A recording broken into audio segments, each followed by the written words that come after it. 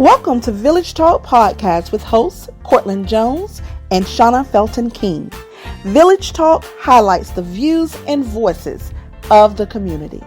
And now your hosts, Cortland Jones and Shauna Felton King. Good afternoon, and welcome to Village Talk, where we highlight the views and voices of the community. Thank you so much for joining us today. We are excited to have you with us. I am Shauna Felton King, and I am here with Cortland Jones, my co-host. How are you, Cortland? Hello, Shauna. How are you? It's good to see you and hear from you. And hello, everyone. Welcome. We are back here as we are every second and fourth Sunday, and we are excited to be able to share with our listening community a special guest today. You know, last time, Cortland, we talked about rear view expectancy, and as we go into 2020, looking in the rear view mirror, but yet with a sense of expectancy. That was really good. Yes, I enjoyed it, and I'm excited to hear that our first guest for 2021 has actually practiced this, and we get the privilege of being able to hear someone talk about how they make use of this strategy. Absolutely. Help themselves. Absolutely. So let me go ahead and bring her to the Village Talk couch and tell you who we have with us today. Today we have the great pleasure of having Miss Carol Campbell-Fullard. And let me tell you just a little bit about her. And we're going to really dig in and let her tell us more about herself. But she was born in London, England, to Jamaican parents who immigrated to New York City, where she grew up.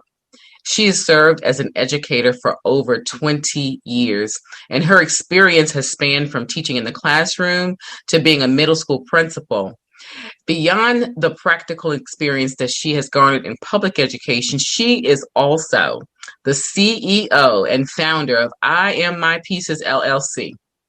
And this company that she's founded herself offers personal and professional transformational coaching. And let me tell you, she's amazing with what she does. She has a bachelor's from Ithaca College and Masters from both CUNY Lehman College in New York and Georgetown University. And she's also the co-author of Amazon's best-selling newly released book, Unmute Yourself. So I am so excited to welcome Miss Carol Campbell-Fullard to our Village Talk couch today. How are you, Carol? I am fine, Shauna. Let me first say thank you to both you and Cortland for allowing me in your house. The couch is enjoyable, so thank you.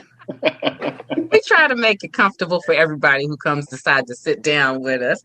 So we're so happy that you're here, and your bio is full. And I only just did some of it because I really wanted to go ahead and dig into. And I don't want to put you on the spot, but I am, because I feel like I can. You know, we talked about on our last show, as Cortland talked about, was rear view expectancy. You know, and so if I said, what does that mean to you? What does rear view expectancy stir up for you? How does that apply to kind of your life's work and what you do? So I think I've had a light bulb moment around that phrase, rear view expectancy, because it didn't really occur to me until I started looking at my work that I do with children, and realizing that the students I connect with the most are the ones that have experienced what I experienced as a child. So I realized that my trauma connected to them, but I didn't realize it at the time. But I knew that I was attracted to certain type of students and wanting them to behave a certain way or to create their life in a certain manner when they were at school. And then as I wrote my book, I began to reflect as, this is me. This was me when I was their age. And that's really how I made that connection. I think that's awesome to hear you say that, because when I came up with the concept that Shauna and I talked about, it was truly in recognition of, it wasn't so much about reflecting on a specific event or something sorrowful or painful, as much as it was about looking back to see what I've learned, what have I gained from the past, how have I grown, or in what ways have I seen God interject into my life in a way to help me to move forward. And it's really awesome as an educator to hear how you use those experiences as a way to connect with your students. Was there any other way in which connection with your past and reflection helped you to move forward, or any other aspects that you looked at in your reflection? So I would say that even as simple as some of the places where I've taught and how being in those communities and dealing with those parents and families really allowed me to navigate a certain way because of where I initially grew up when I first came to this country. And, you know, it was in a poor part of New York City, the South Bronx, and having to navigate that with my parents who were new to this country and didn't have a lot of money. And so I was able to identify with that as I connected with my students. And as I moved forward in my life, my thing was, no matter how far I go or how well I do, I'll always be able to reach back and pull someone with me. And so that has always been the prism at which I looked at with teaching. Wow. That's interesting, you know, because when I hear you tell me that, you know, some things in your past, it shows how, you know, certain students that you kind of attract to. And those of us in education, Cortland and I talk about it all the time. Usually there's like, I don't want to say the ideal kid or the type of kid that we connect with most, but, you know, it's not always that student who is doing exactly what you say, turns in all their homework, does all that type of stuff. Like, yeah, that's a little dull. Right, But absolutely. you say in some of your work, you know, sometimes you've been to the point where you connect. So are you finding that you connect with some students that other teachers might find difficult? Absolutely, 100%. I will have students, and it's always been that way. I have a student that will come into my classroom and be a certain way, or even as an administrator, I may be able to interact with students in a certain way. And you take that same student and you put them with another person, and they are completely different. And, you know, sometimes we would have those conversations. Well, what are you doing that I'm not doing? And, you know, how are you able to reach that child and I'm not able to reach that child?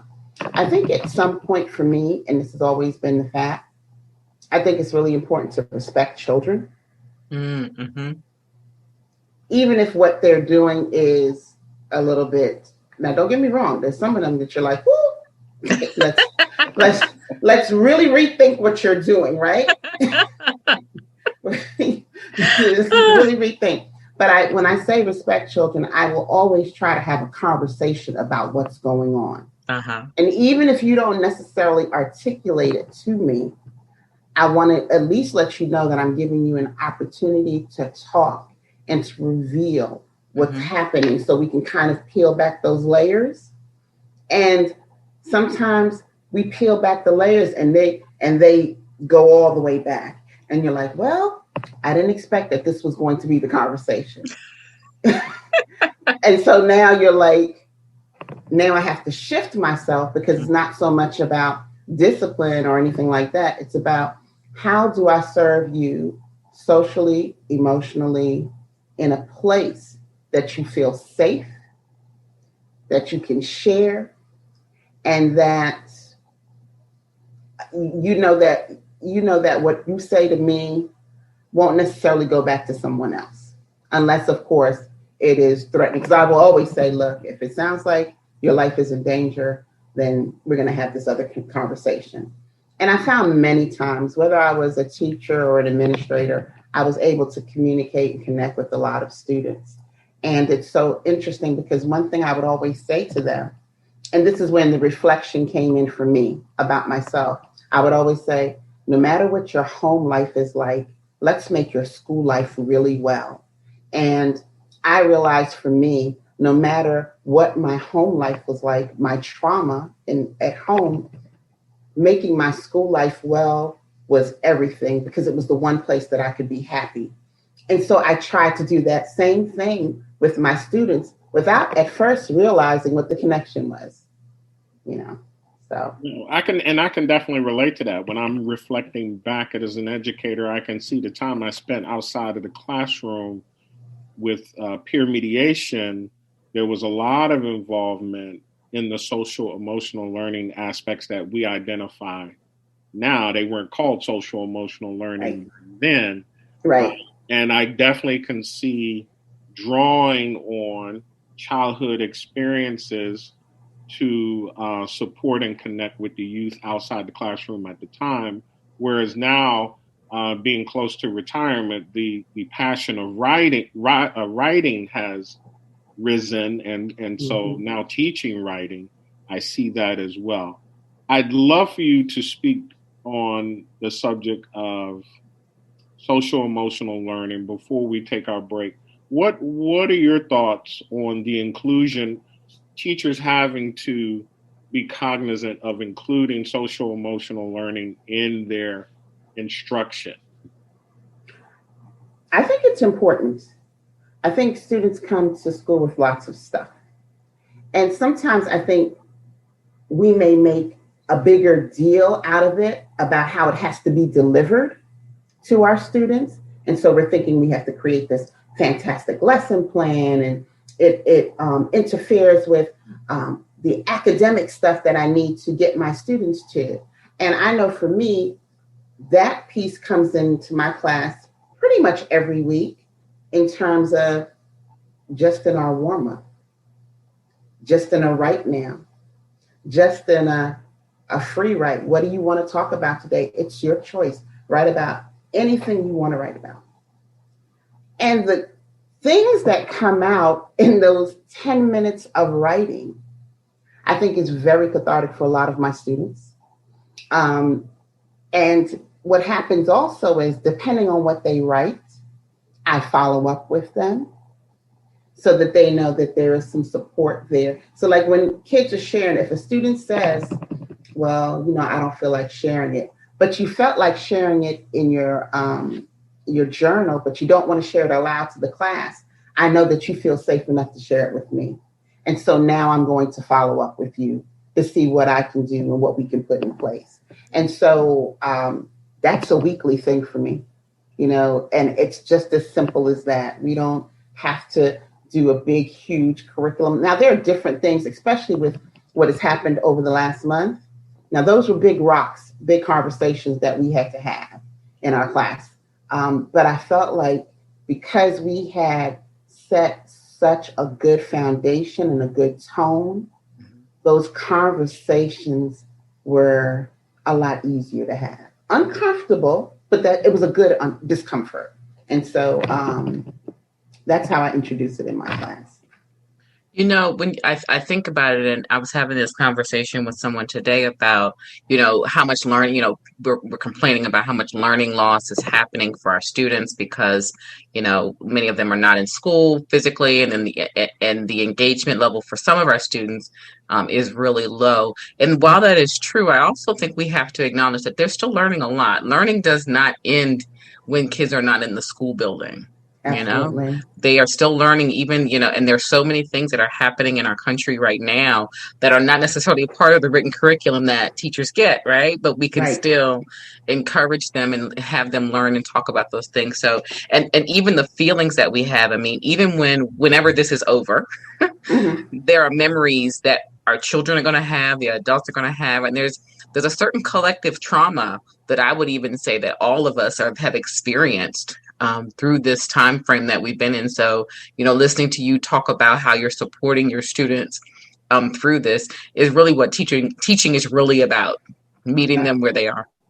Absolutely. And I know that one of our topics last week, the students they could choose whatever they wanted to write about.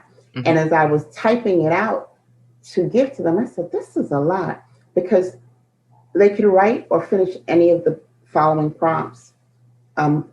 What I wish my teachers knew about me as it pertains to virtual learning, as it pertains to the political climate, as it pertains to racial unrest, as it pertains to COVID-19. And as I was typing them out, I was like, this is a lot. And then the last one was, you can write about anything you want. but not